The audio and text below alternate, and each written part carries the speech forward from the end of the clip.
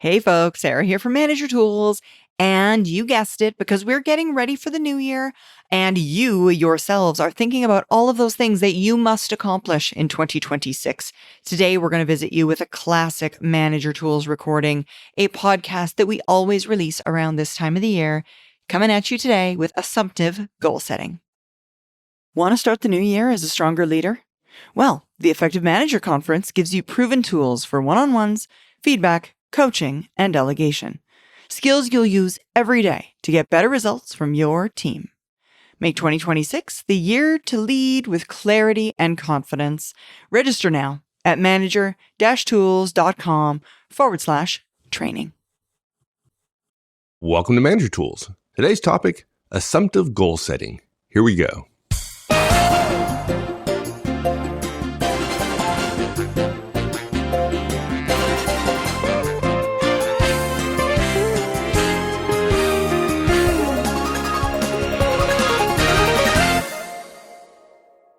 Now, surely we've spent some time talking about the importance of goals in the past, right? I mean, oh, I hope so. We've done this for, we've done this for a while. They're big. But it's really funny how many people don't want to have to set goals, yet they expect all sorts of publicly visible people and organizations and institutions to do just that, right? I mean, we expect our governments to live within their means, which of course requires goals and planning and things like that. Budgets, right. And we expect our teams to win, which surely they would not do if they weren't setting goals of winning, right? Right. We expect our companies to meet their budgets so we can get our raises and all the and get the budget we like every year and perform as they say they will. Right. All those things take goals. And how can we ask not to be held accountable for achieving goals while simultaneously expecting the institution we work in to have enough cash available to pay us when they say they will?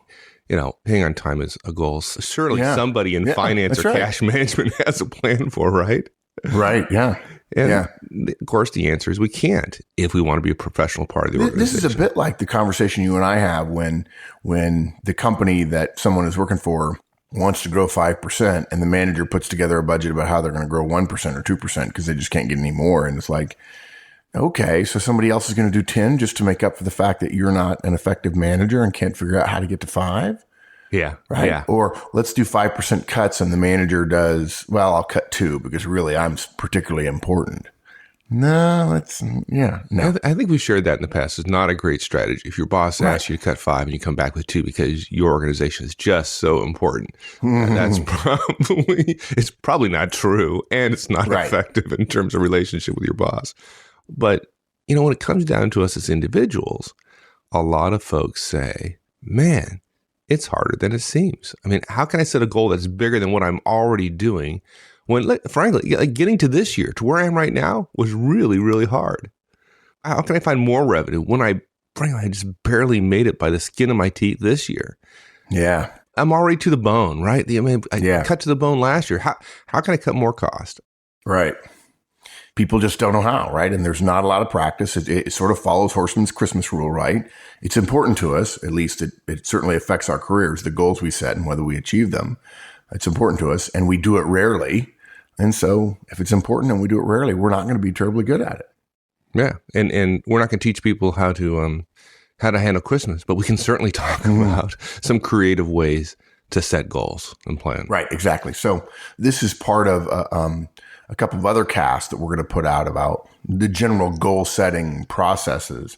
But here's a simple 3-step process about the goals themselves, about how to be willing to stretch a little bit more, to get a little bit more out of your team. So the first rule is, when you're trying to set a goal for whatever, a reduction or an increase or whatever, don't start with where you are, believe it or not. It's a classic mistake that managers make when we're trying to be creative about the future. They say, okay, let's go over everything we did this year. People generally remember what you did this year, and it doesn't help you be creative about the future. Number 2, and this will sound corny to people, but this is why we call it assumptive goal setting. Assume you are already at a new goal. You've already achieved it. The point here is, if you start with where you were, thinking about a 10 or 20% improvement is about creating the future, and people are inherently uncomfortable with it. They think they have to be imaginative and creative, and they don't think of themselves that way all the time. And because of that, it's very, very hard. They begin to defend the status quo wherever they are now. But if you assume you're already at a new goal, you picture yourself already there, and you look back at the past, in other words, the year that's already happened, and that in real life is actually in the future, it becomes much easier to engage different brain functions. It's much easier to see, how could I get to a 20% improvement if I'm already there? And that's the third point. Once you picture yourself at that future goal, let's say a 20% revenue improvement, then you simply ask, what had to happen to get here? In other words, not let's plan for the future. Gosh, the moment the future starts, we don't know what's going to happen. So how would we plan what's going to happen in the future when we don't have any control over it? That's different than saying, okay, we're already at 20%. Let's look back at the previous year. What would we have had to have done from a year ago to now in order to get 20%? And people are much more comfortable talking about possible strategies, plans, actions, operational changes, process changes, and so on, when they are looking back at what they, quote, have already done, unquote.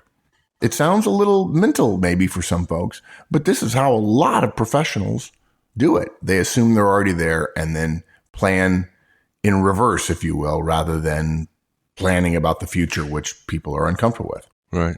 Mental. Yeah, folks have called it mental before. So. Oh, yeah, I've been called mental. Maybe that's not too far a stretch. Okay, don't start with where you are. Now that seems, I don't know, it might seem a little bit difficult. I mean, how can you get to somewhere if you don't know where you are? How can you get to New York if you're in California and you don't know you're in California? Well, most people already do know they're in California. I mean, you might not when you're there, but generally I do. Because of the taxes, of course. That's the taxes. Yeah. Actually, for me, it's because of the golf. But look, when we talk to managers about this, what happens is they don't know what to do to plan the future. So they spend a good bit of time revisiting the previous year and making a case for it. It's almost like a year in review. Here's all the things we did. Here's how we got to where we are. Right.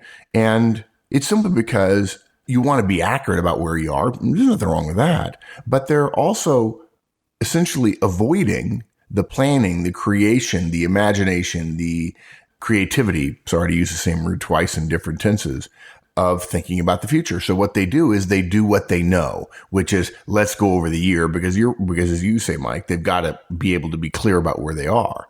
The fact is it doesn't help people. It sets the wrong tone. It sets the wrong message that let's spend a lot of time agreeing on what's already happened in detail.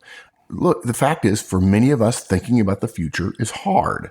You know, we're in a constant battle day to day, trying to assert ourselves and believing that, frankly, often when we come in with 3 things to do and we don't get any of them done by the end of the day, we're just being tossed around by external forces that, even though we think we're more powerful to resist them, we have a long history of not being able to do so. Our boss intervenes. Well, you just said it, right? Your boss comes in and dumps something on your desk at the last minute. You got to respond to.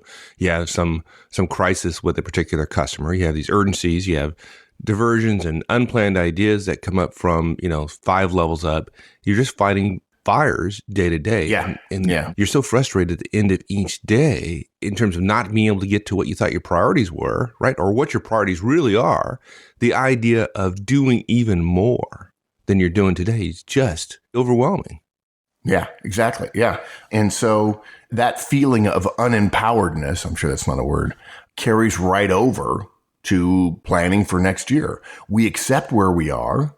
We know where we are, and we see the stretch required of us for new goals for next year, and often what's required for the team as well. And we see it as stressful and as risky. Okay. But here's something interesting. We want to put a thought in your head before we'll come back to it here in a few minutes. Consider this. Why do we accept this year's numbers and achievement as the standard and therefore essentially reasonable because we're there now, when probably the numbers we're dealing with now that we've achieved now looked or would have felt unattainable a year ago? right? I mean, that's essentially the crux of this question. Yeah, it is. We achieved more this year than we did last year in 90% of, managerial and organizational cases. We achieved more than we did last year, even though we struggled a year ago to set goals. The boss said, you will, and maybe we softballed it and said 2%, but in fact we got 4 or 5, and we would have never dreamed that we could have gotten to 4 or 5, and yet somehow, inexplicably, we did. Yeah. Well, I tell you, I know what the answer is. What? It's just the sense of lack of control, right? We look back and we know what we did, right? We feel right. Even though You're even though beginning of the year we didn't have that sense of control. Just looking back, hindsight being 20/20 and all that, it seems relatively easy. When you look at the future, you can't control the future. It just seems out of reach, and that lack of control, that feeling there is not a comfortable one. Yeah. And so essentially what this boils down to, what this cast is about, is we need a way around that out of control feeling, the connection between the future and being out of control. And of course, every once in a while, I hear someone repeat, I'm sorry, folks, I don't know who said it, but it's a fairly common phrase among executives. You know how you predict the future, don't you? You invent it. Yeah. You don't accept the idea that the future is unknown. You simply pick what future you want, and then you go get that future. And then you look back and say, it wasn't known, it was known, and I did it. Yeah. And it's a question of control, right? Maybe control is the wrong word, Mike. Maybe it's just lack of certainty or lack of knowing as opposed to believing, right? But you're right. The thing is, this isn't just a management trick, okay? This is a standard mental process. Psychologists and sociologists use this all the time. Even futurists use this. And look, here's the thing. Here's what we're getting to, folks. Never start a future goals discussion with a detailed review of where you are, and especially avoid a how we did it this year discussion, which takes a half an hour. Just because you know those things, this is where we are and this is how we did it. And because they're certain and you don't want to talk about the uncertain future, you don't know how to be creative, doesn't mean spending more time on where you already are is going to help. If you do this, if you say, this is how we did it and this is where we are and here's every number in detail, that sets the present situation you're in as the standard. It makes today seem normal, right? It's just acceptable, right? This is how we got here. But if you'll remember, last year, where you are now would not have been normal. It would have required creativity. It makes it seem where you are now, frankly, easy, right? And what happens there, you might say to yourself, well, why wouldn't I want it to think of now as being easy? Well, here's why. Lots of people do this and take it for granted as sort of level setting. Let's all get on the same page for clarity inducing. This is what happened last year as open communication. And again, I've said it before. I'll say it again, that it's about spending time on the things we know as opposed to having to deal with the things we don't know. And I've done it too, right? But we're not saying that you're not where you are. We're not saying that it's not good for people to know how they got there. We're not saying those things aren't true about a review of the previous year. They're just not helpful to where you want to go in terms of picturing, creating, imagining, visioning next year's numbers and next year's plans. Yeah, talk about it during the annual review or talk about it later. But when you're thinking about the future, when you're doing your goal planning for next year, now's not the effective time to talk about that stuff. It sets people's feet in concrete, the concrete of the present, versus the more expansive view of the future you want to have. Right. Now, look, we know from experience, folks, if you're feeling a bit itchy, don't feel bad. We know from experience that when we recommend this manager tool, folks do get itchy. They just can't see how you can talk about all the stuff they have to do next year without at least reviewing this year in some fashion. Okay?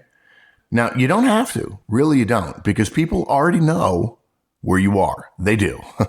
But we do understand. And so let's suggest a different way. Rather than saying to yourself, I've got to come up with some new numbers. Okay, let's make sure we agree where we are. And then you spend an hour on that. And you essentially build a case for why today is normal. When again, a year ago it was not. And then suddenly now you've cemented in people's minds that today is safe and the future is unknown, and it makes people less creative, unfortunately. But having said that, we don't recommend complete amnesia about this year's numbers and where you are now. But the thing is, if you're going to be working on numbers and goals, put this year's numbers at the bottom of any chart you're going to do. Put the new targets at the top, okay, or at the center of attention, as opposed to putting this year's numbers at the center of attention and then putting new numbers at the bottom of the page. For instance, I'm picturing a sort of a grid of 5 or 6 key metrics, and this year's number at the top, big and bold and obvious with all kinds of notes around how you got there. And then at the bottom, next year's numbers with blank holes in the little grid boxes, right? That's not the way to do it. That sends a message, okay, we're here, rather than thinking, all right, let's get to the future and figure out how we got there. Right. If I'm going to collaborate with my team, how can I put next year's numbers at the top? We haven't even agreed on them yet. Yeah, okay.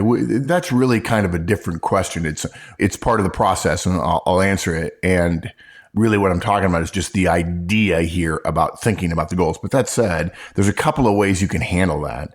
Look, if you really want to be sensitive to your team's input, and by the way, there are times when we recommend that and times when we don't, you can put last year's numbers at the bottom of a chart, right? And leave the top lines for next year's numbers blank, okay? Now, remember, you don't spend any time at all when you're collaborating with your team going over how you got to your numbers. That just, again, cements the present in people's minds, and they'll remember it pretty well, right? They will. Now, on the other hand, we'd still recommend highlighting the chart as about next year's numbers. You put next year's numbers, whatever they're going to be. In other words, you'll leave blank grid spaces for those numbers, but it will be the top line. Perhaps it'll be in a larger font. Perhaps it'll be bold. Perhaps it'll be different color. Perhaps it'll have a special wider border to go around it.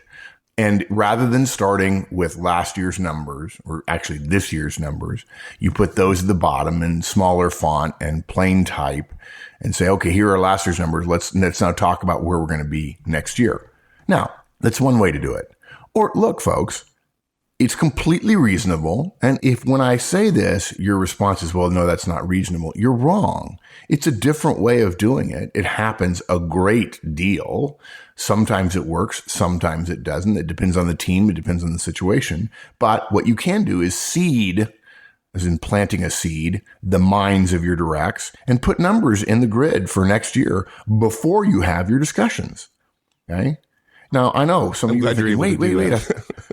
Yeah, you are. Gosh, yeah, you are with your background. But look, people say, aren't we collaborating? And yeah, sure we are. But folks, there's no inherent requirement that bosses gain consensus with their directs regarding goals they're going to set. Okay.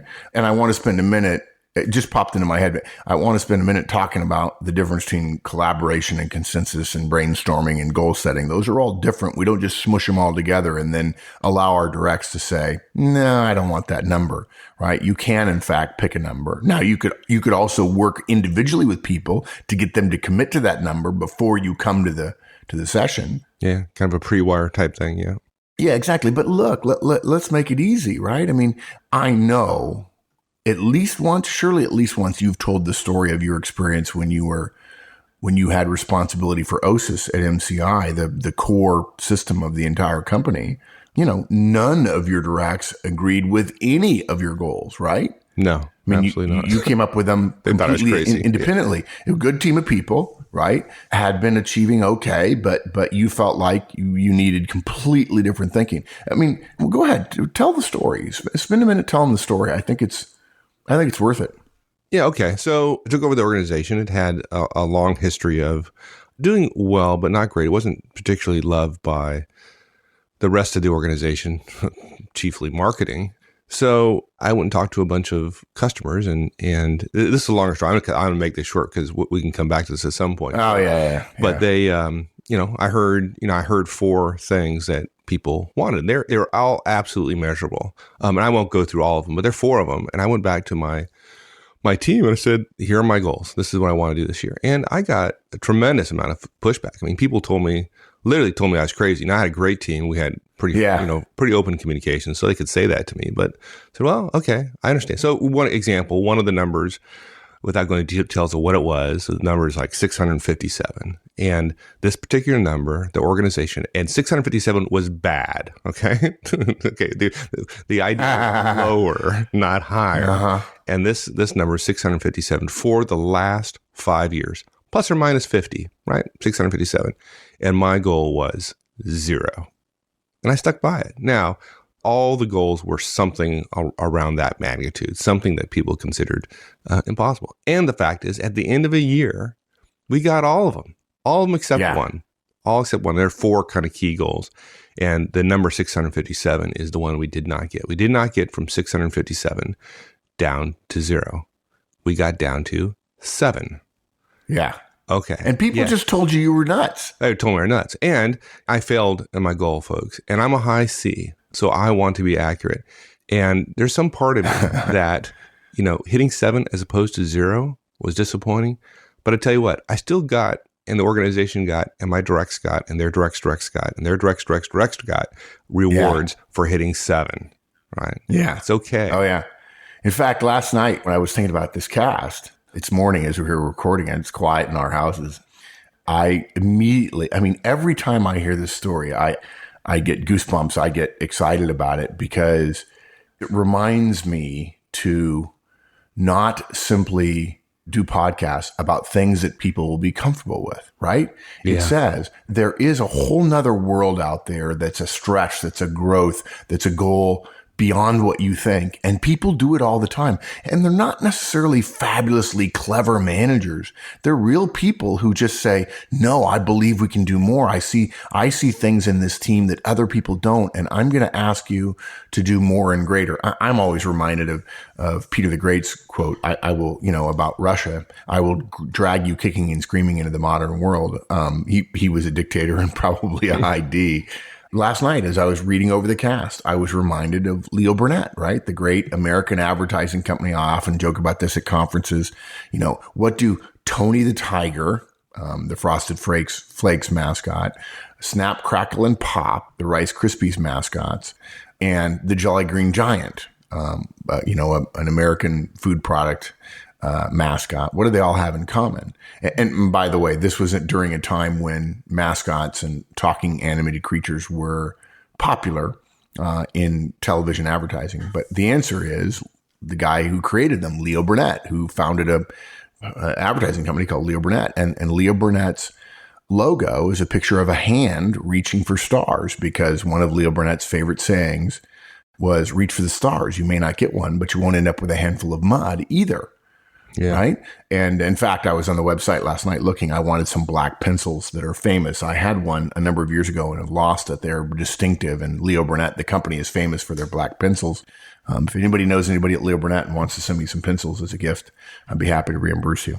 But yeah, it's that sense of there's more out there, right? You can completely change things. It's hard work, but rather than plodding and saying, okay, 3% more, you can have an out-of-body experience. And that's what this cast is about, is saying, I'm not going to settle from 650 to let's get to 550, and then next year it'll be 450, because that doesn't appreciably change things, does it? Well, it doesn't change thinking about how you get there. I think for me, the lesson was that, look, go from 657 to 0 causes folks to think about the problem completely differently. Exactly. Right? 657 to 600 would have seemed like a pretty decent goal, right? We'll just work harder. 600 for 5 years, so 600 seems like a reasonable goal. But what they would have thought about was working harder, doing the things they do today better. And that's not what gets you those big goals.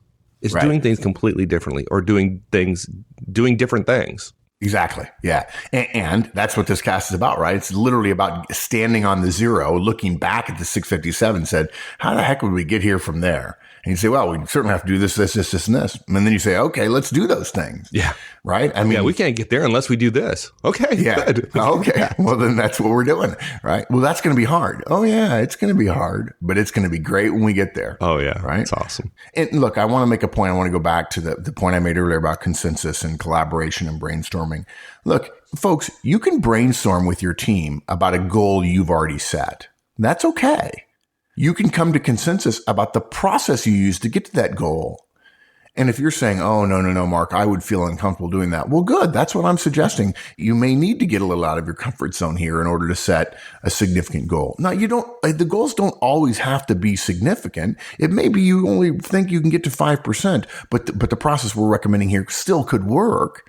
But the point I'm making is let's not confuse brainstorming, coming up with lots of ideas, with collaboration, which does not necessarily include brainstorming and is just sharing and communicating, and then consensus, which frankly we don't like. You can brainstorm with your team based on goals you've come up with. You can brainstorm what the goal can be together if you want. You can brainstorm ideas to get there together, or you can be more directive and say, here are 3 things that we're going to do, whether you like it or not.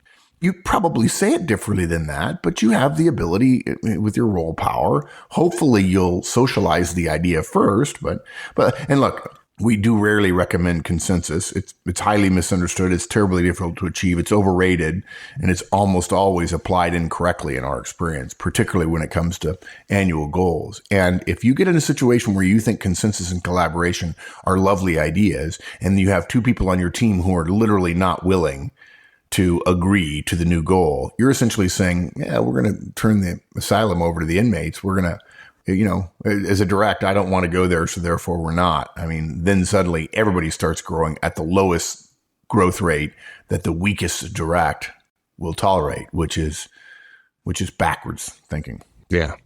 Right. So I think we probably beat up the whole idea of what not to do, although it was designed to also get into what we're going to do as well. Right. Yeah. So what are some affirmative steps we can do? I guess the first one is you've spoken about, right? Assume you're already at the new goal. That's the technique. Yeah, exactly. If you assume it, if you just say, well, we're here, this is one of the most powerful techniques I have ever learned.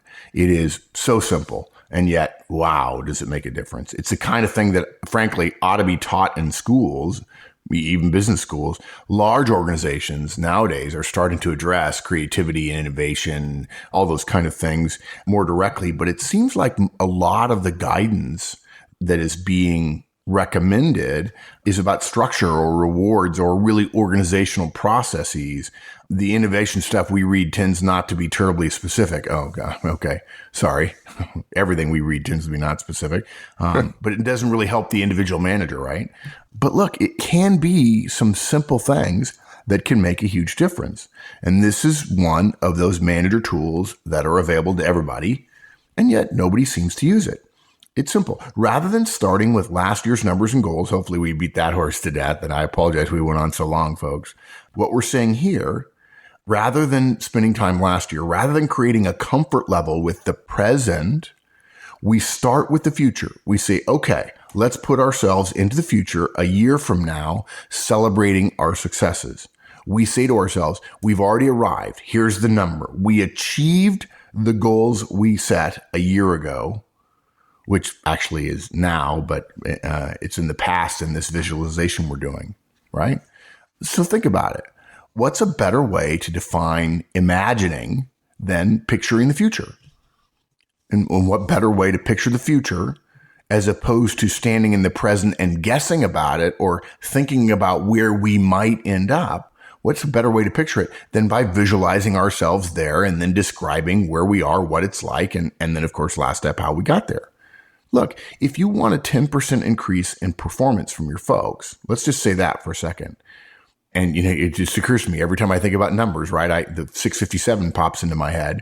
And folks, remember Mike's story. And I promise you this, Mike and I guarantee you that there is someone not unlike you right now who is untethered enough from all the rules and processes and procedures that you would quickly say would keep you from getting a 10% improvement that they could easily beat, not because they're a way better manager than you at all.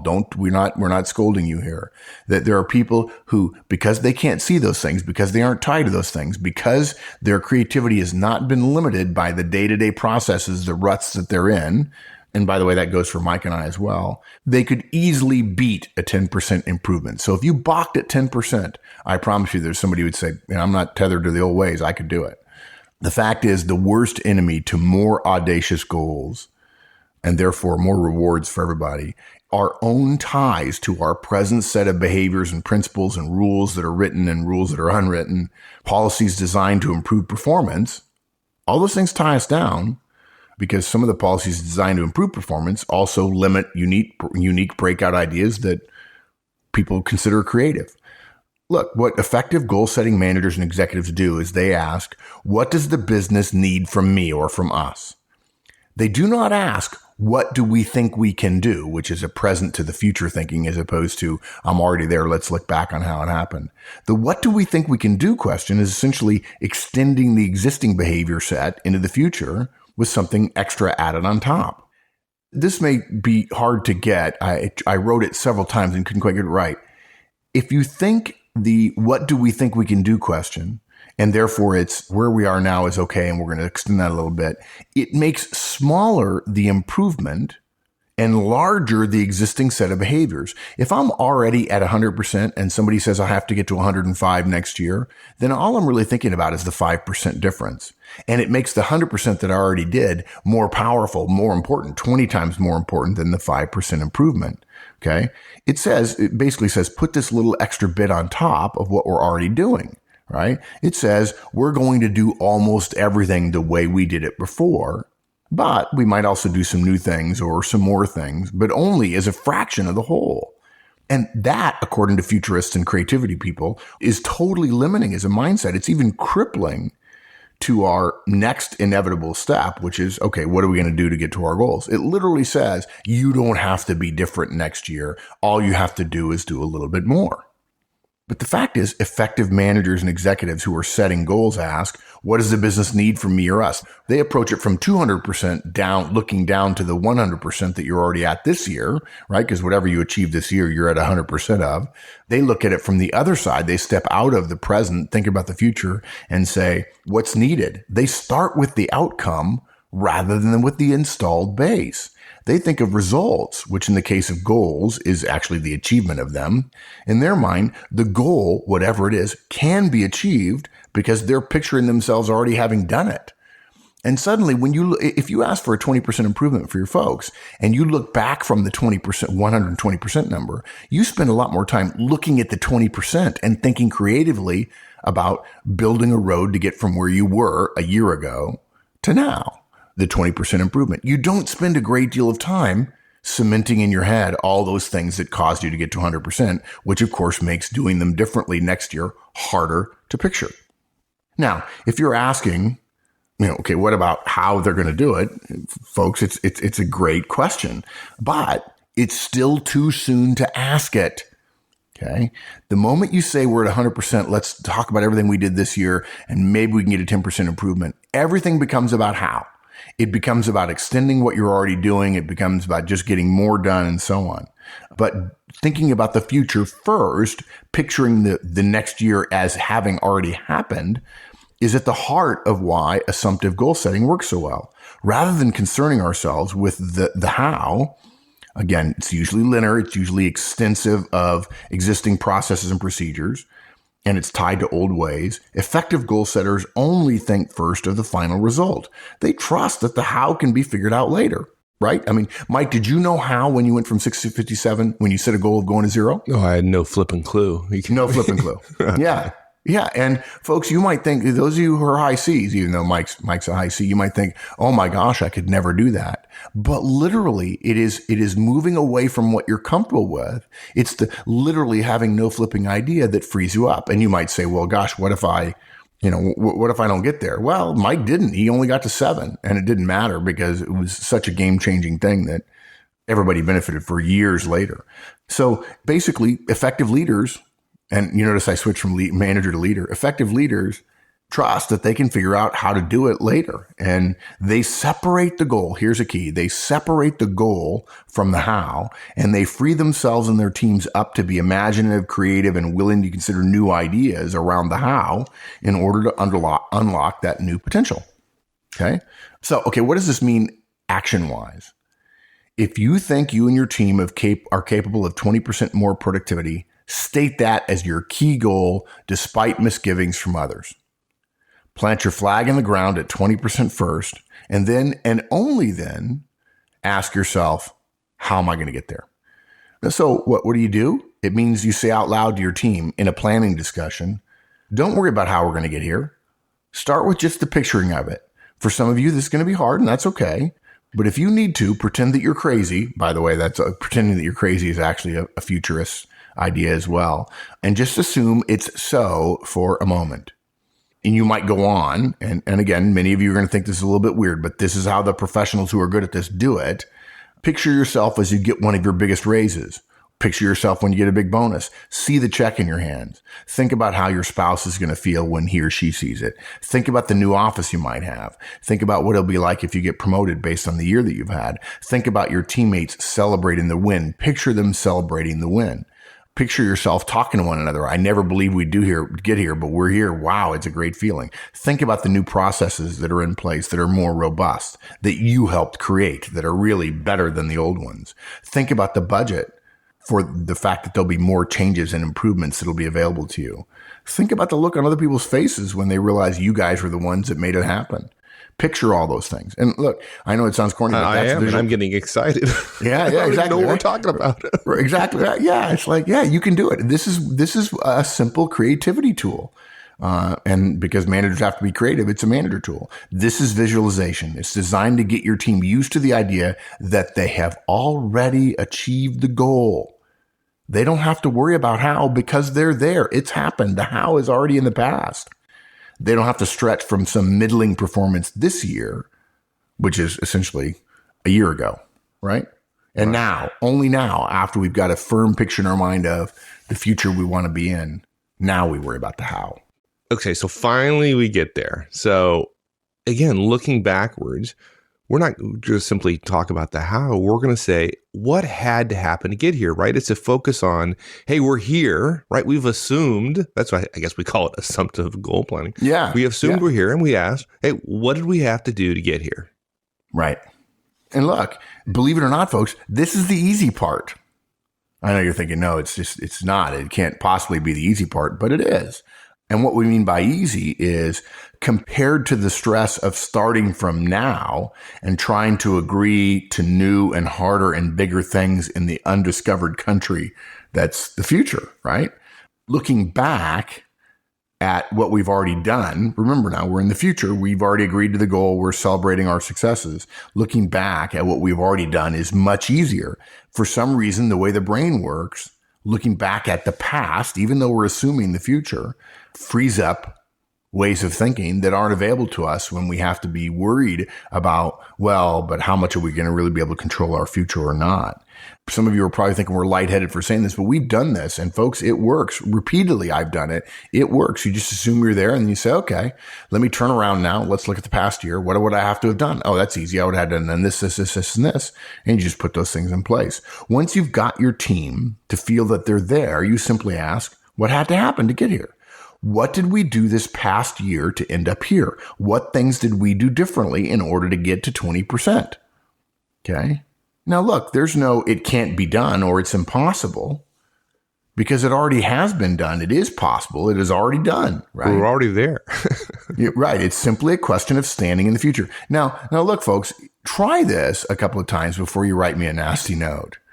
And say, okay, if I got 20%, if I look back, what would it be? And by the way, if you struggle a little bit with it, you can write me a note and tell me I'm an idiot, and I'll say, okay, thanks for the input.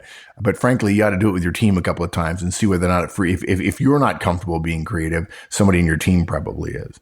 It's simply a question of standing in the future, looking back to a past that's already happened, one that your team achieved, and saying, what must we have done this past year? Now, we're not having to creatively imagine something never been done before. We're just talking about the past year's successes. It'll sound like, well, to get to 20% more widgets, we had to, and by the way, note the past tense here, we had to buy another stamping machine. Or, hey, we stopped doing all that admin, and thank God we did because that freed up Rick to help us with new clients, which are a big part of the 20%. Or we stuck pretty close to our targeted 3 hours per week on new client acquisition. Right? That's what happens. You talk differently about the things you will do in the future if you're picturing them already had to have happened in order to get you to the goal that you were setting. Yeah. Now, is this perfect? No, it's not perfect. It'll feel weird to some of you. And for some of you, it'll feel totally liberating. And you'll have a story just like Mike's about going from 657 to 0. Well, look, I have a similar story. When I was a salesperson at Procter & Gamble, I didn't know better. I literally, I was an Army officer and suddenly I'm selling toothpaste. I didn't know what I could or couldn't do. And I just set some goals and said, I'm going to do it. I remember my boss said I had to go talk to some pharmacists. And I said, okay. And he says, now we're 6 weeks into an 8-week process, but the goal for your territory would have been 200. I said, well, I'll get 200 in the next 2 weeks. And he said, oh, you're crazy. You can't do it. I said, oh, okay. You didn't know better. Maybe not. But I didn't know better. And I did it. Yeah. And he said, gosh, that's amazing. And it was the first month I was on the job and he just couldn't believe it. I said, I didn't think it was any big deal. I just had to do it. And it was hard work, but I don't know. I just did it. I suspect if he'd asked me a year later, I'd have had all kinds of reasons why I couldn't do it. Right. Right.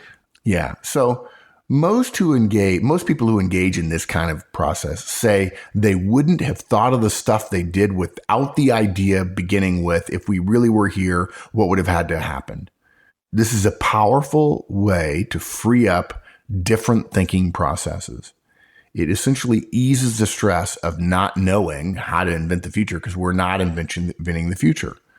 It allows us to use what we're good at, really, which is thinking about the past that's already happened. That's how you do it. So wrapping up, don't start with where you are. Assume you're already there, right, in the future. And then look back at your past, this futuristic past, if you will, and say what had to happen to get here.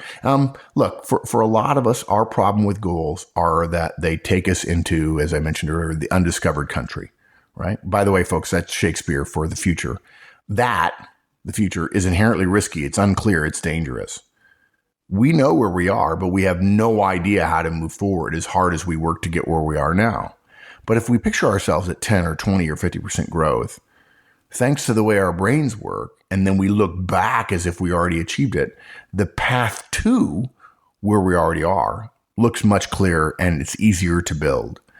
And it essentially allows us to be wildly creative as opposed to saying, no, that'll never happen, and self-censoring all the reasons that we know won't work.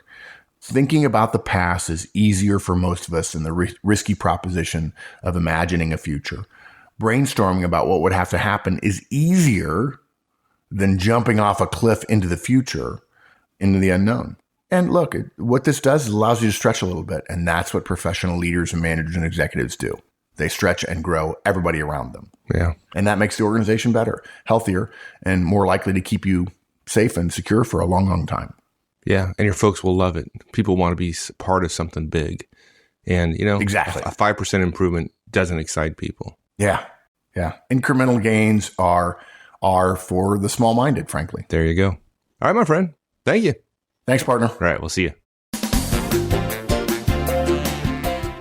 Thanks, everyone. Hope you enjoyed it. And we'll see you again next week. In the meantime, have a great one. So long.